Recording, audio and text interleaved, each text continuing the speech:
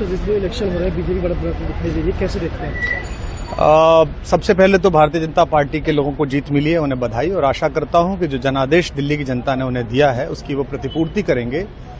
और वे सब आम आदमी पार्टी के लाखों करोड़ों कार्यकर्ता जो अन्ना आंदोलन से आए, जिनके बहुत ही निश्चल, निष्पाप और बड़े भारत की राजनीति को बदलने के सपने की हत्या एक निर्लज्ज, नीच, मित्रहंता, आत्ममुग्ध और चरित्रहीन व्यक्ति ने की, उसके प्रति तो क्या संवेदना। दिल्ली को उससे मुक्ति मिली। और मैं ये जानता हूं कि अब जो आम आदमी पार्टी में लोग बच गए थे सत्ता के लोभ में, लालच में, पदों के लिए, उस पैसे के चक्कर में, वे सब भी अब वापस जाएंगे, लौटेंगे, कुछ अपने व्यवसायों में लौटेंगे, कुछ पार्टियों में चले जाएंगे।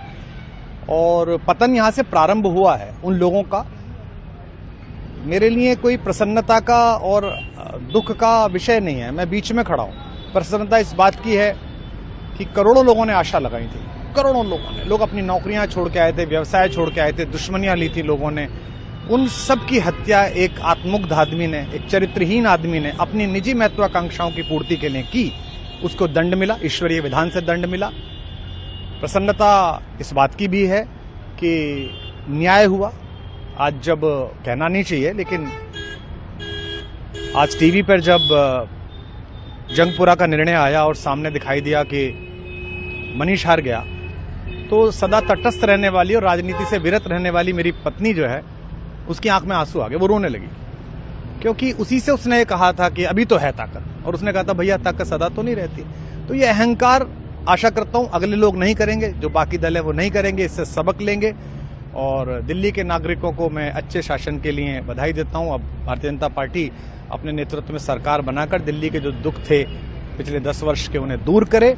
और आम आदमी पार्टी के समस्त कार्यकर्ताओं को कहता हूं कि आपने जिस किसी भी लोभ लालच में, सब कुछ जानते हुए एक ऐसे व्यक्ति के समर्थन में काम किया जिसने अपने मित्रों की पीठ में झुरा घोंपा, गुरु को धोखा दिया, अपने साथ कंधे से कंधा मिला के लड़ने वाली महिलाओं को अपने घर लाके पिटवाया, अपनी निजी सुख और साधन के लिए जनता का पैसा खर्च किया, अब उससे आशा लगानी छोड़ें, अब बाहर निकलें, अपना अपना जीवन देखें। मुझे राघवेंद्र सरकार राम की कृपा मिली, जिनका ये घर है, जिनकी कृपा से मैं यहाँ खड़ा हूँ। मुझ पर कृष्ण कृपा हुई कि मैं इस निर्लज्ज सर्कस से बाहर आ सका। मैं उन सब से भी अच्छे भविष्य की कामना करता हूँ कि वो कोई गंदगी ना फैलाएं कहीं भी, वो लौट जाएं अपने शिविरों में। जिस तरह माधव को, कृष्ण को दूत देखकर भी भरी सभा में अट्टहास करने वाला दुर्योधन जो ये कहता था सुचिग्रम नैव दास्यामि बिना युद्धे न केशवः, बिना युद्ध के 5 गांव भी नहीं दूंगा, आज वो अपनी सीटों के लिए तरस रहा है। और मुझे पता है कि इस दुर्योधन का अंत भी टूटी हुई जंघा के साथ बड़ा ही दारुण होगा, और भारतीय राजनीति एक कलंकित अध्याय के रूप में इस बौने दुर्योधन को और इसके दरबार के तमाम शकुनियों को याद करेगी। मैं उनकी मुक्ति की कामना करता हूं कि ईश्वर उन्हें इस दुख से बाहर निकाले, और समस्त लोगों को बधाई देता हूं कि चलिए अंततः न्याय हुआ। सर बात करें दिल्ली के चुनाव या यूपी के उपचुनाव मिर्जापुर को लेकर, चुनाव आयोग पर तमाम तरह के आरोप लगाए जा रहे हैं। अखिलेश यादव ने कल कहा कि वहाँ उपचुनाव में मिलकर, ये राजनीतिक विषय है, इस पर मैं राजनीतिक कार्यकर्ता नहीं हूं, तो इस पर मेरी टिप्पणी शोभनीय नहीं है, वो आपस में सब जाने। लेकिन दिल्ली के चुनावों को लेकर एक मिश्रित प्रतिक्रिया है।